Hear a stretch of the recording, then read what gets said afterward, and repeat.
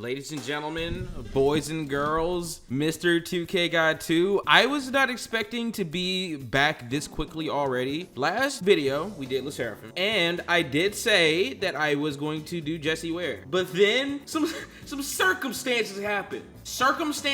This is literally a random video that literally is like legitimately randomly happening. I was laying in bed a few minutes ago. This is going to sound crazy. I was listening to some Vanessa Hudgens. Vanessa Hudgens music is kinda good. Like, I kinda like Vanessa Hudgens music. Kinda crazy coming out of my mouth. But a few minutes ago, I was listening to Vanessa Hudgens. And then I logged on Reddit. When I log on Reddit, that is usually where I get majority of my like music news. And then I get the other, like, I'd say 30% of my music stuff I get from Reddit, and the other 70% I get it from Twitter. I log on Reddit. You know, I follow a multitude of K-pop subreddits. It's like, at this point, I might as well just be a fucking K-pop channel at this point. I might as well. I logged in, and I saw that tripleS had came out with a new EP. I don't really have too big of an opinion on tripleS because I have listened to their music, but I haven't listened to their music so much to the point where I can like formulate a proper opinion on their music. But what I can say is I am familiar with them, but I am not extremely familiar with them. I listened to their last EP, I listened to their first EP, but I didn't listen to it a whole bunch. But this is why we are here. I go to the comment section and I see, okay, tripleS just came out with a new album, cool, I'm gonna check it out. But then I saw the comment of New Jack Swing, and then I was like, wait a minute, you got me. You got me. And I was like, okay, let me go to Twitter and let me search up tripleS on Twitter. Then I see someone say, oh, if y'all like 90s R&B or pop or something like that, and it's like, okay, now you really got me. So I was like, since New Jack Swing and 90s R&B and 90s pop is my like some of my most favorite music of all time, I was like, nah, I've got to check this out for myself and see if this is actually what they say it is. If it's not, this video might not see the light of day. But if it is what it is, oh, this is unanimously my favorite K-pop fucking EP of the year, and I haven't even pressed play yet. So it's like, if that is in this album, off rip, it's my favorite. So I'm excited. I literally just found out about this like 30-40 minutes ago. Let's do this. Track 1. How many members are in tripleS? Like I said, I'm not too familiar with them, but like I said, I have listened to the first 2 EPs. tripleS, Cherry 100%. Wait.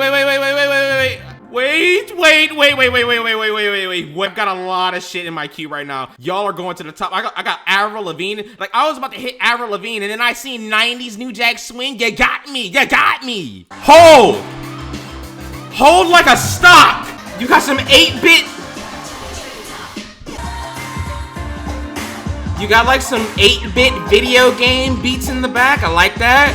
Sounds a little bit like Marble Soda by Sean Wasabi.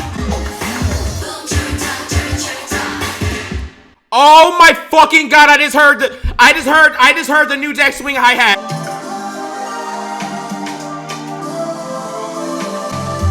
Hold, everyone hold.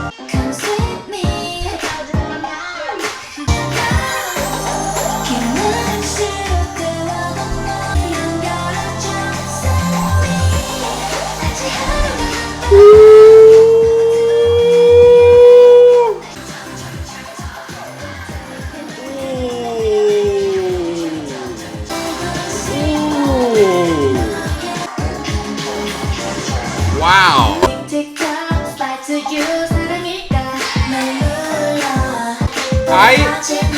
I am loving what I am hearing. Yes.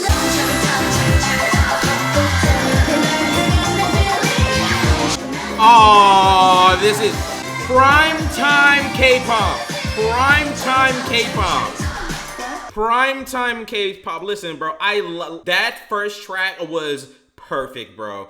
completely perfect. I love how I like the it's like this Le Seraphim. Like I like the when we listened to Le Seraphim a few days ago. Like I love it when they add in these little intro tracks to hype up the main track of the album, which is obviously Cherry 100% is Cherry Talk. I mean, Jesus Christ, Cherry Talk is obviously going to be the headliner of this thing. And dude, off rip, I have a multitude of things that I love about that thing already. I love how it sounds like what Sean Wasabi did with Marble Soda, where you got all kinds of different kind of things just mashed together. Like you hear 8-bit things in the back, you hear little like anime type of things in the back. Like it sounds like kawaii future bass, but it sounds like kawaii pop, and it's like you got a lot of just mashed up things. It sounds so playful, it sounds so energetic, it sounds so fun, bro. That is by far a really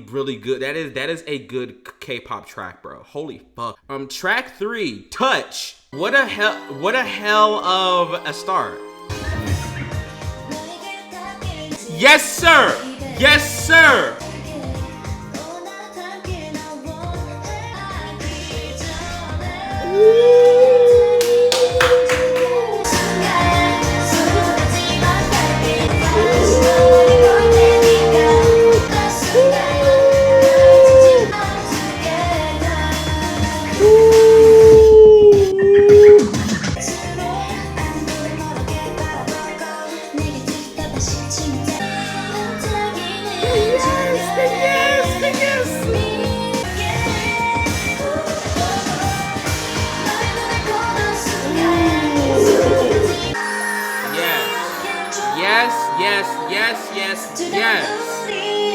Yes.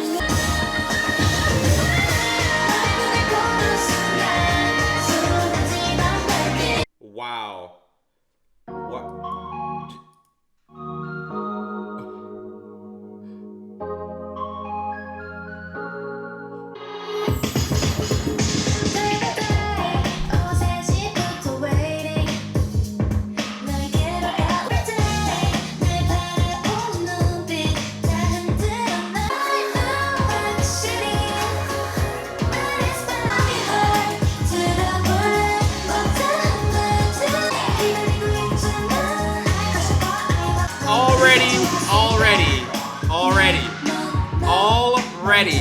Already, bro.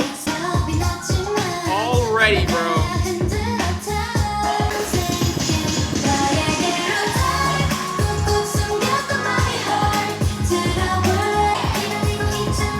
Hey!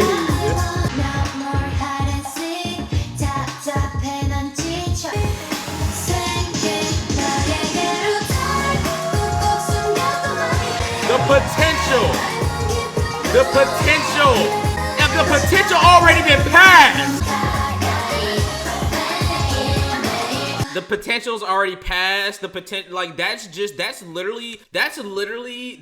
is literally just a fucking 3 tracks, essentially. And it's already one of my favorites already. It's like I said, I'm not afraid. I'm not afraid to say, hey, I'm biased. I'm not afraid to say I'm biased. When an artist does this sound, I am biased, and I will always be honest with that. Now, literally, I'm being completely honest right now. Literally, just a few days ago, I was sitting up in here thinking, like, damn. Like, I was listening to Shine's One of One album.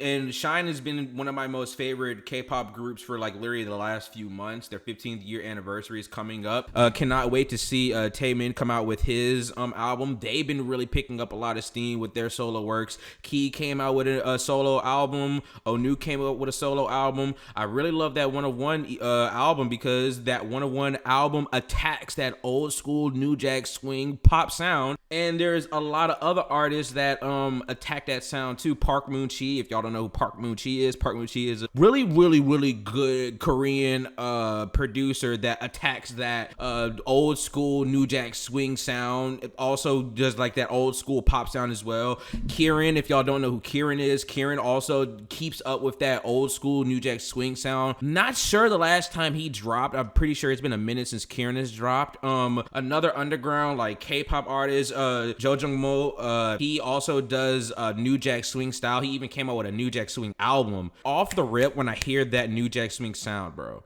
I love it. I try to find it as much as I can. Literally a few days ago, like I said, when I was listening to One of One album, I was like, man, I wonder if there has been any artist this year, whether it be K-pop or whether it be any other kind of like or any other kind of like genre, does it include some old school New Jack Swing? And it makes me so happy to hear this genre still be alive. Well, I'm not going to say alive because not many artists do it, but it really puts a smile on my face to hear my favorite genre still have people that make music based around it. Because when I do go on these websites, you know, sometimes I go on rateyourmusic.com to see if I can find me an album for a specific certain genre that I like. And, you know, New Jack Swing was popular in the 80s and the 90s. New Jack Swing isn't that popular anymore, which sucks. Like, literally just a few minutes ago when I searched up K-pop, you know, New Jack Swing influence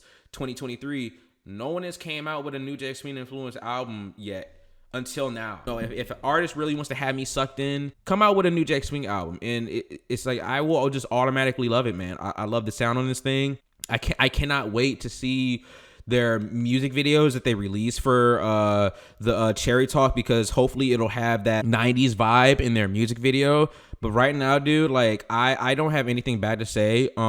It's like I said, I am biased, so I will go ahead and say that this is already one of my most favorite K-pop releases of the year. And I've listened to a handful of K-pop records this year, and this is already up there. Track 5, Deja Vu. Wow.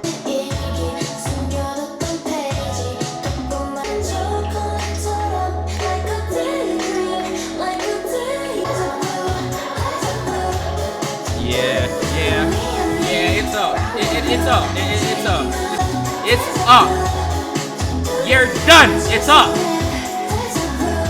It's up.